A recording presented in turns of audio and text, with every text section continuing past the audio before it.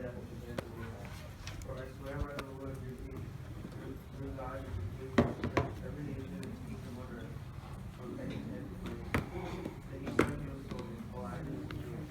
You may have forced the foundations so that the Jews understand.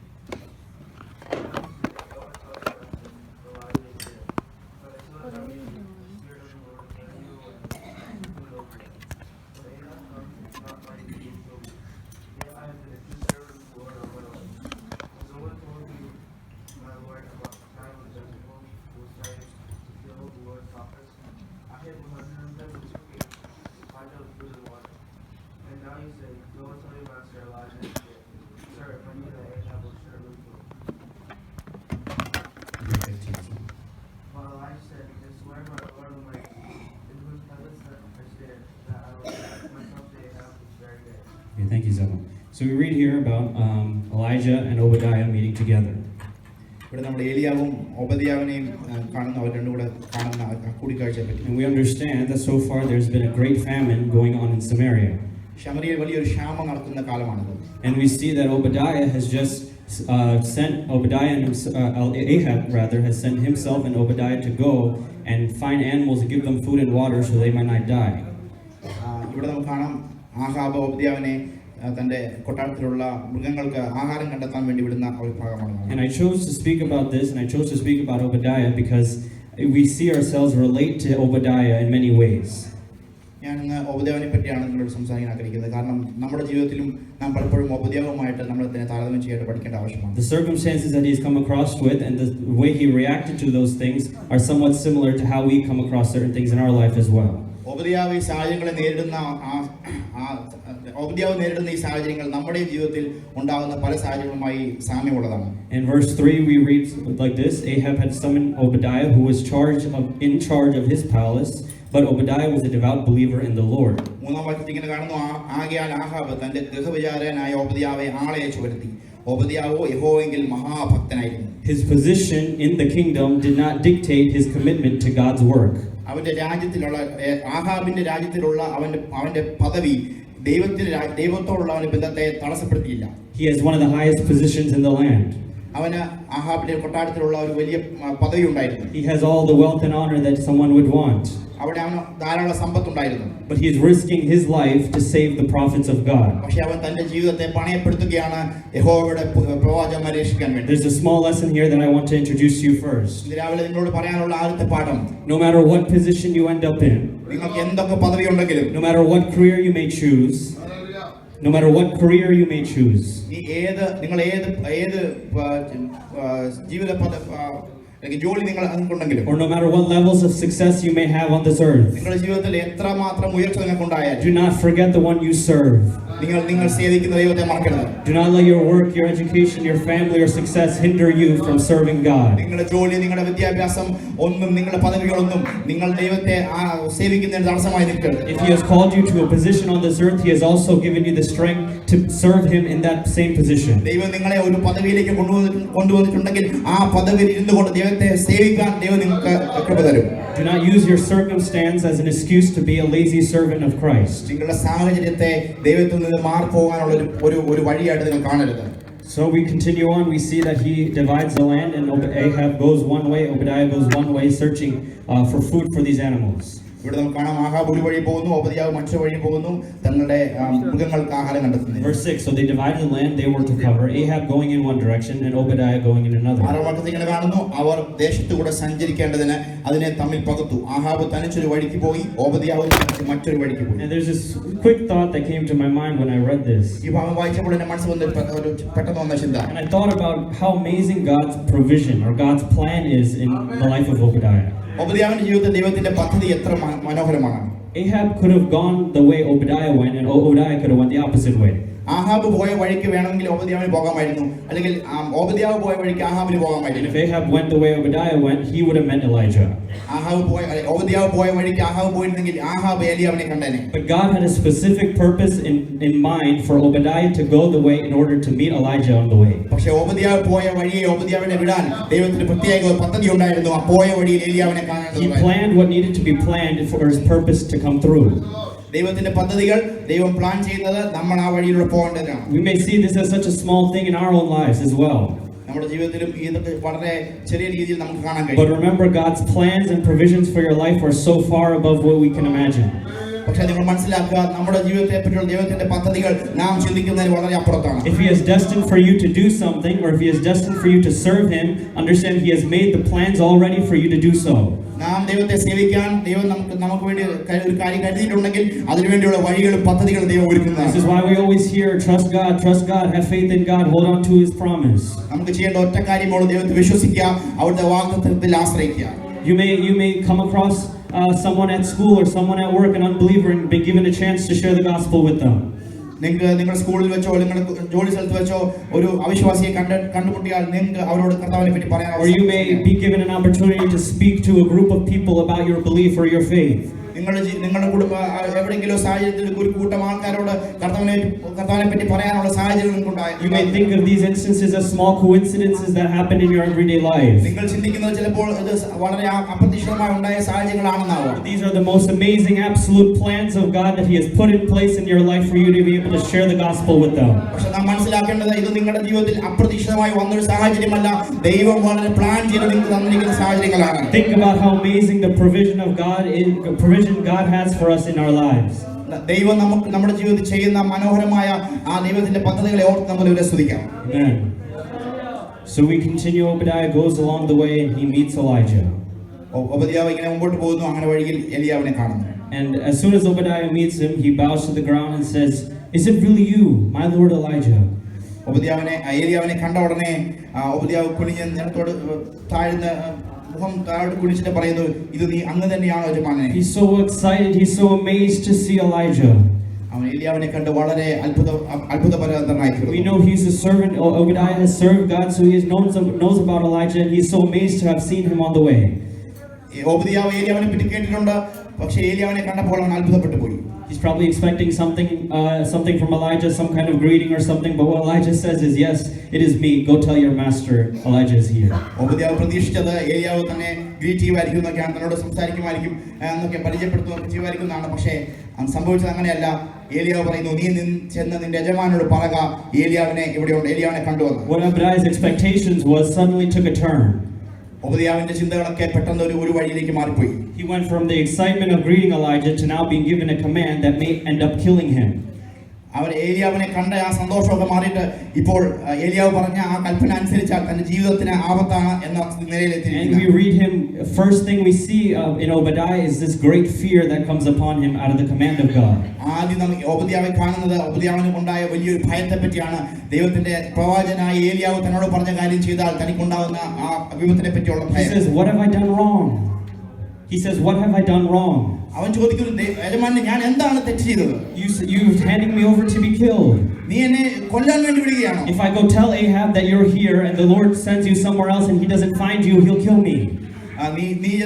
ഞാൻ ചെന്ന് ആഹാബിനോട് അറിയിക്കുകയാണ്, ഏലിയാവിനെ ഞാൻ കണ്ടു, ഈ സ്ഥലത്ത് കണ്ടുവെന്ന് അറിയിക്കുകയാണ്. പക്ഷേ യഹോവ നിന്നെ മറ്റൊരു സ്ഥലത്തേക്ക് കൊണ്ടുപോയി കഴിഞ്ഞാൽ ആഹാബ് നിന്നെ അന്വേഷിച്ച് വരുമ്പോൾ കണ്ടില്ലെങ്കിൽ എന്നെ കൊന്നുകളയും. Obadiah is fearing for his own life. Obadiah തന്റെ ജീവിതത്തെ ഭയപ്പെടുകയാണ്. In our lives, the fear that we have on a day-to-day basis or in our relationship with God may not be death. നമ്മുടെ ജീവിതത്തിലും may not be death. We may not fear death necessarily in our spiritual life. നമ്മുടെ ജീവിതത്തിൽ നമുക്ക് മരണത്തെ ഭയം കാണുന്നില്ല, spiritual ആത്മീയമായ മരണത്തെ ഭയം കാണണമെന്നില്ല. There are many people around the world who are ministering and are constantly fearing death, but here in this country, as of right now, we do not have that fear.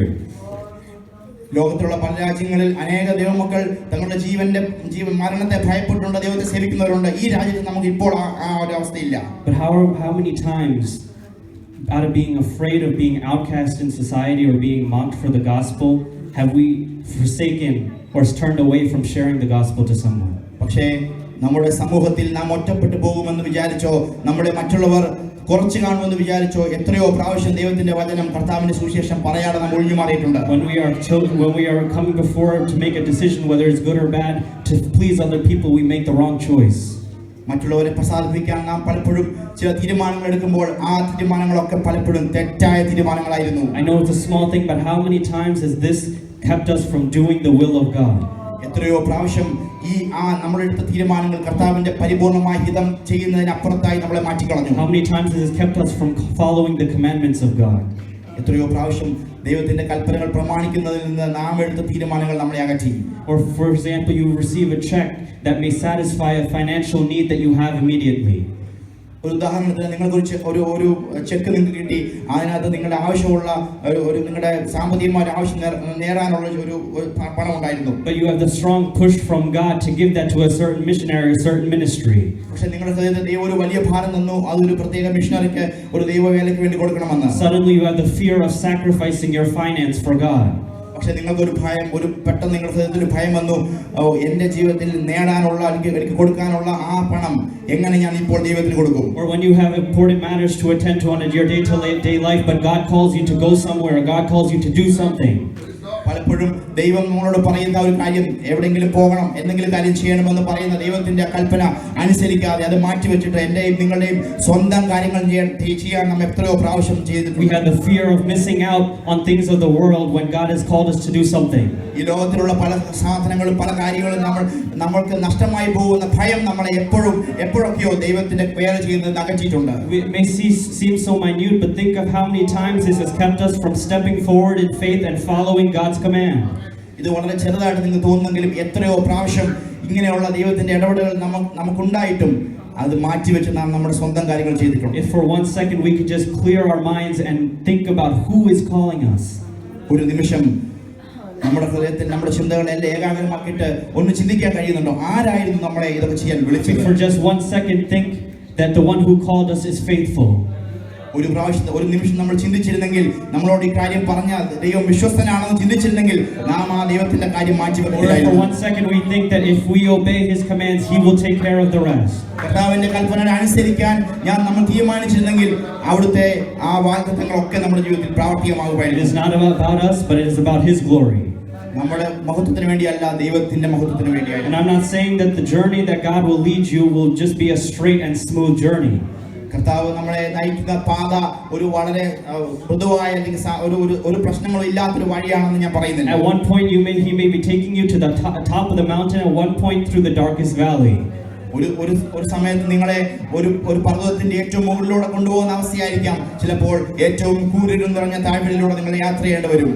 If you just hold on to him, പക്ഷേ കർത്താവിൽ ആശ്രയിച്ചാൽ, ഉറച്ചിരുന്നാൽ, if you just grasp onto him, കർത്താവിന്റെ കയ്യിൽ ആഴത്തിൽ പിടിച്ചാൽ, if you never let go of him, കർത്താവിന്റെ കയ്യിൽ ഒരിക്കലും വിടാതിരുന്നാൽ, let it be on the top of the mountain, മലയുടെ മുകളിലാണെങ്കിലും, let it be in the depths of the sea, കടലിന്റെ or ആഴങ്ങളിലാണെങ്കിലും, let it be in the valley of the shadow of death, മരണനിഴലിന്റെ താഴ്വരയിലാണെങ്കിലും, I know he will never let go of me.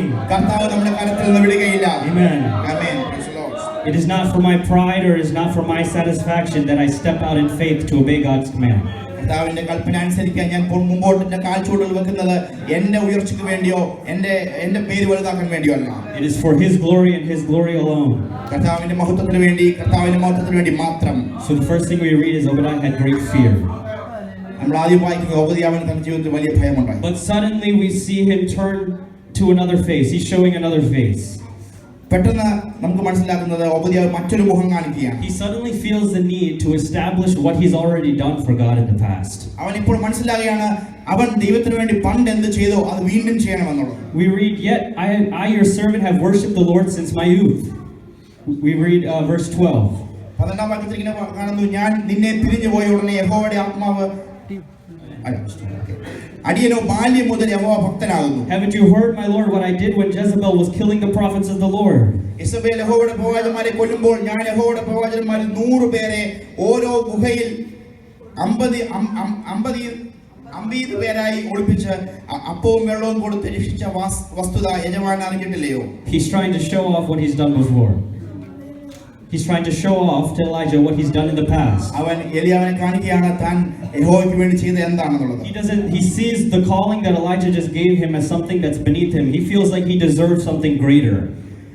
ഏലിയാവ് തന്നോട് പറഞ്ഞ കാര്യം തനിക്ക് കിട്ടേണ്ട ഒരു കാര്യമല്ല, അതിനേക്കാളും ഉയർച്ചയുള്ള ഒരു കാര്യമാണ് തന്നോട് ഏലിയാവ് പറയേണ്ടത് എന്നവൻ ഏലിയാവിനോട് പറയുകയാണ്. And we often may do the same in our lives. പലപ്പോഴും നമ്മളും ഇങ്ങനെയൊക്കെയാണ്.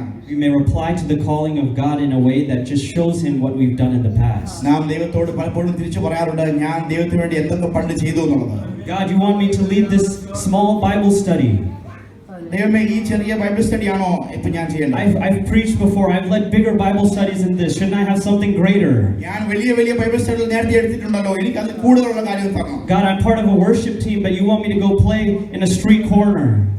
ഞാൻ വർഷിപ്പ് ടീമിലെ അംഗമാണ്, പക്ഷേ നീ എന്നോട് ആവശ്യപ്പെടുന്നത് വഴിയിൽ പോയി സ്ട്രീറ്റിൽ പോയി മ്യൂസിക് പ്ലേ ചെയ്യാനാണോ? Isn't there something greater, or shouldn't I be part of a greater team? ഞാൻ അച്ഛനോട് വലിയ ഇതിലും വലിയ ഒരു ടീമിന്റെ ഭാഗമാകേണ്ടതല്ലേ? God, I support ministry and I've been giving to the ministry. ഞാൻ ദൈവവേലയ്ക്ക് വേണ്ടി കൊടുക്കുന്നുണ്ട്. You want me to keep giving? Isn't there something I can do where people will recognize me?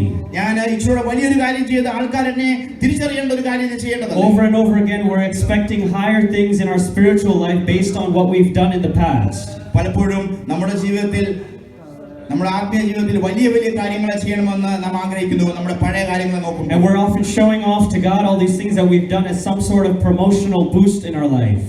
ദൈവത്തിന് വേണ്ടി നാം പണ്ട് ചെയ്ത പല കാര്യങ്ങളെ ഉയർത്തി ദൈവസന്നിധിയിൽ പറഞ്ഞിട്ട് നമുക്ക് എന്തെങ്കിലും ഇച്ചിരി ഹയർ ലെവലിൽ നമുക്ക് ദൈവം തരുമെന്ന് നമ്മൾ ചിന്തിക്കുന്നു. That is a great mistake. Do not think of God's work as some worldly order of hierarchy. പക്ഷേ ദൈവത്തിന്റെ വേലയെ നാം ലോകത്തിന്റെ ആയിട്ട് താരതമ്യം ചെയ്യരുത്. കർത്താവിന്റെ വേല ഒരിക്കലും നമ്മളിങ്ങനെ ലോകത്തിലെ ഒരു പ്രൊമോഷൻ കിട്ടുന്ന പോലെയുള്ള ഒരു വേലയല്ല. When it comes to God, you do not move up these different levels in this world. ദൈവത്തിന്റെ സന്നിധിയിൽ നാം വരുമ്പോൾ ഈ ലോകത്തിലുള്ളതുപോലെ ഉയർച്ച പ്രാപിക്കുന്ന ഒരു മേഖലയല്ല. This is a worldly philosophy used to get more attention from people. ഇത് ലോകത്തിലുള്ള തത്വശാസ്ത്രമാണ്, എങ്ങനെയാണ് മറ്റുള്ളവരുടെ സ്വീകാര്യം നമുക്ക് കിട്ടുക എന്നുള്ളത്. On one Sunday you can speak to 100 people but be called to speak to 2 people on Tuesday. ഒരു ഞായറാഴ്ച 100 പേരുടെ മുമ്പിൽ നിന്നെ പ്രസംഗിപ്പിക്കാൻ ദൈവം ഉപയോഗിക്കും. പക്ഷേ തിങ്കളാഴ്ച അല്ലെങ്കിൽ ചൊവ്വാഴ്ച 2 പേരോടായിരിക്കും ദൈവം പ്രസംഗിപ്പിക്കുക. You may give an entire paycheck to a ministry one day but be called to give $2 to someone in need the next day.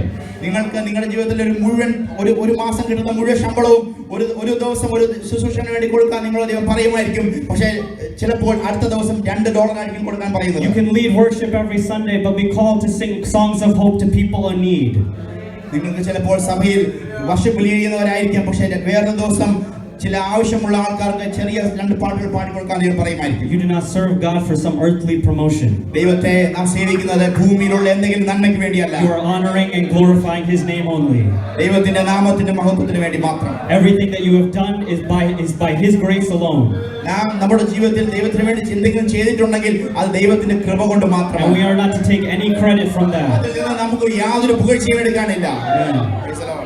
See, we often try to show God what we've done in the നാം past. പലപ്പോഴും ദൈവത്തെ കാണിച്ചു കൊടുക്കാറുണ്ട്, ഞാൻ പണ്ട് എന്തൊക്കെ ചെയ്തു കർത്താവിന് വേണ്ടി. But His desire is to show us what we have to do next. പക്ഷേ ദൈവത്തിന്റെ ആഗ്രഹം ദൈവത്തിന് മുമ്പിൽ നാം കാണിക്കുക അടുത്തത് അങ്ങേക്ക് വേണ്ടി ഞാൻ എന്ത് ചെയ്യണം എന്നുള്ളത്. Amen. And finally, we read in verses 16 onwards. We didn't read it, but we see about God's glory revealed on Mount Carmel. 16-ാമത്തെ വാക്യം മുതൽ താഴോട്ട് നമ്മൾ വായിക്കുന്നെങ്കിൽ നമുക്ക് കാണാം കർമ്മേലിന്റെ പർവ്വതത്തിൽ ദൈവത്തിന്റെ മഹത്വം വെളിപ്പെടും. Elijah meets Ahab and calls 450 prophets of Baal and 400 prophets of Asherah to the top of the mountain. Ahab ബാലിന്റെ 450 പ്രവാചകന്മാരെയും അശേരയുടെ 400 പ്രവാചകന്മാരെയും കർമ്മേലിന്റെ മുകളിലേക്ക് വിളിക്കുന്നതായിട്ട് കാണാം. And we see eventually the absolute fire of God came down and touched that mountain. ആ പർവ്വതത്തിൽ ദൈവത്തിന്റെ അഗ്നി സ്വർഗ്ഗത്തിൽ നിന്ന് ഇറങ്ങി വന്ന് അത് നമുക്ക് കാണാൻ കഴിയുന്നു. The glory of God was revealed to all those people. അവിടെയുള്ള ജനങ്ങളുടെ മുമ്പിൽ ദൈവത്തിന്റെ മഹത്വം വെളിപ്പെട്ടത് നാം കാണുന്നു. It was not only through Elijah's obedience, ഇത് ഏലിയാവിന്റെ അനുസരണം കൊണ്ട് മാത്രമല്ല, but through the obedience of Obadiah as well. പക്ഷേ ഓബദ്യാവിന്റെ അനുസരണത്തോടു കൂടിയാണ്. When we are obedient to God, we are taking a step of faith to do His will. ദൈവത്തോട് നാം അനുസരണമുള്ളവരായി തീരുമ്പോൾ വിശ്വാസത്തിന്റെ ചില കാഴ്ചകൾ എടുക്കാൻ നാം And when we do that, we are partakers in the revelation of the glory of God. നാം അങ്ങനെ ചെയ്യുമ്പോൾ ദൈവത്തിന്റെ മഹത്വത്തിന്റെ വെളിപ്പാടിൽ നാം പങ്കാളികളാകുകയാണ്. We are revealing God to unbelievers when we speak to them and act upon the calling of God. നാം അവിശ്വാസികളോട് കർത്താവിനെ പറ്റി പറയുമ്പോൾ ദൈവത്തിന്റെ മഹത്വം അവരുടെ മുമ്പിൽ നാം വെളിവാക്കുകയാണ്. One thing I want you to understand from this. ഒരു കാര്യം നിങ്ങളിൽ നിന്ന് മനസ്സിലാക്കണമെന്ന് ഞാൻ ആഗ്രഹിക്കുന്നു. Being able to carry this Bible around and proclaim the gospel of Jesus Christ is not a small thing. ദൈവത്തിന്റെ വചനവുമായി നടക്കുകയും കർത്താവിന്റെ വചനത്തിൽ നിന്ന് കർത്താവിന്റെ സുവിശേഷം മറ്റുള്ളവരോട് പറയുകയും ചെയ്യുന്ന ഒരു ചെറിയ കാര്യമല്ല. But we've placed it as just something. പക്ഷെ നാം അതിനെ ഒരു ചെറിയ കാര്യമായി മാറ്റി. It's just become a routine object in our life. നമ്മുടെ ജീവിതത്തിൽ അതൊരു സാധാരണ നടക്കുന്ന സംഭവമാക്കി അതിനെ കുറച്ചു കണ്ടു. It's something that we're just supposed to live by. അത് നമ്മളിങ്ങനെ It's just something we're supposed to live by. That's it. ഇത് നമ്മുടെ ദൈനംദിന ജീവിതത്തിൽ നാം സാധാരണ ചെയ്യുന്ന ഒരു കാര്യമായി നമ്മളെ കണ്ടു. and we just tie a leash around it, and it'll follow us as we drag it along in our life. നാം അതിനെ കൊണ്ടു നടക്കുന്നു, പക്ഷേ നമ്മുടെ ജീവിതത്തിൽ നമ്മുടെ കൂടെ പോരുന്നു. That's not what this is. അങ്ങനെയുള്ള ഒരു കാര്യമല്ല ദൈവത്തിന്റെ This is വചനം. not some kind of weight you just hold onto your shoulder. നമ്മുടെ തോളിൽ ചുമക്കേണ്ട ഒരു ഭാരമല്ല. This is not some job that you have. നിങ്ങൾ ചെയ്യുന്ന ഒരു ജോലിയുമല്ല. This is not some routine burden that you just shrug around on a day-to-day basis. ദൈനംദിന ജീവിതത്തിൽ നാം കൊണ്ടു നടക്കുന്ന ഒരു ഭാരമല്ല. This is the greatest privilege you have ever received and you will ever receive on this earth. ലോകത്തിൽ നിങ്ങൾക്ക് ലഭിക്കാവുന്ന ഏറ്റവും വലിയ പദവിയാണ് കർത്താവിന്റെ വചനവുമായി നിങ്ങൾ നടക്കുക And when you are obedient to it, നിങ്ങൾ അതിന് അനുസരണമുള്ളവരാണെങ്കിൽ it is not our name that is lifted up, നമ്മുടെ നാമമല്ല ഉയർത്തപ്പെടുന്നത്, but it's the name of Jesus Christ that's അവിടെ lifted up. യേശുവിന്റെ നാമം ഉയർത്തപ്പെടും. How privileged we are to proclaim this gospel. നാം എത്ര ഭാഗ്യവാന്മാരാണ് കർത്താവിന്റെ വചനം പറയുന്നത്. Amen. Amen. I urge you to remember the things that we talked about this morning. ഇന്ന് രാവിലെ ഞാൻ നിങ്ങളോട് സംസാരിച്ച കാര്യങ്ങൾ ഓർക്കാൻ ഞാൻ ആവശ്യപ്പെടുന്നു. You are called to serve God no matter what position you are in, or no matter what success you have. നിങ്ങൾ ദൈവത്തെ സേവിക്കാൻ നിങ്ങളെ ദൈവം വിളിച്ചിരിക്കുന്നത് നിങ്ങൾ ഏത് പദവിയുള്ള വ്യക്തിയായത് കൊണ്ടല്ല. Try to remember the provision that God has, or the plan that God has in your life. ദൈവം നിങ്ങളുടെ ജീവിതത്തിൽ ചെയ്യുന്ന പദ്ധതികളെ പറ്റി നിങ്ങൾ ഓർക്കുന്നുള്ളതായിരിക്കണം. Do not let small fears in your life keep you from following or taking steps of faith. നിങ്ങളുടെ ജീവിതത്തിലുള്ള ചെറിയ ഭയങ്ങൾ കർത്താവിന്റെ പദ്ധതി നിങ്ങൾ ചെയ്യുന്നതിൽ നിന്ന് പിന്തിരിപ്പിക്കാൻ പാടില്ല. If He has called you, He is faithful to lead you. ദൈവം നിങ്ങളെ വിളിച്ചിട്ടുണ്ടെങ്കിൽ അവൻ നിങ്ങളെ മുമ്പോട്ട് നയിക്കാൻ ശക്തനാണ്. Do not waste your time focusing on what you have done for God in the past, but be attentive to what He is calling you to do now. ദൈവത്തിന് വേണ്ടി നിങ്ങൾ എന്ത് പണ്ട് പിൽക്കാലത്ത് ചെയ്തു എന്നതിനെ പറ്റി നിങ്ങൾ ഓർത്തിരിക്കേണ്ടവരല്ല, പകരം മുമ്പോട്ട് കർത്താവിന് വേണ്ടി എന്ത് ചെയ്യാമെന്ന് ചിന്തിക്കുന്നവരായിരിക്കണം. And never forget that you have been given the enormous privilege to proclaim the gospel of Jesus Christ. ഒരിക്കലും മറന്നു പോകരുത്, കർത്താവിന്റെ സുവിശേഷം മറ്റുള്ളവരോട് പങ്കുവെക്കുന്ന ആ വലിയേറിയ പദവി നിങ്ങൾക്ക് ദൈവം തന്നിരിക്കുന്നു. And we have been partakers of the revealing of His glory in this world. ദൈവത്തിന്റെ മഹത്വത്തിന്റെ വെളിപ്പാട് മറ്റുള്ളവർക്ക് പകർന്നു കൊടുക്കുന്നതിനാൽ നാം ഒരു പങ്കുകാരാണ് നാം മറന്നു പോകരുത്. May God bless you with these words. Thank you. ദൈവം നിങ്ങളെ അനുഗ്രഹിക്കുമാറാകട്ടെ.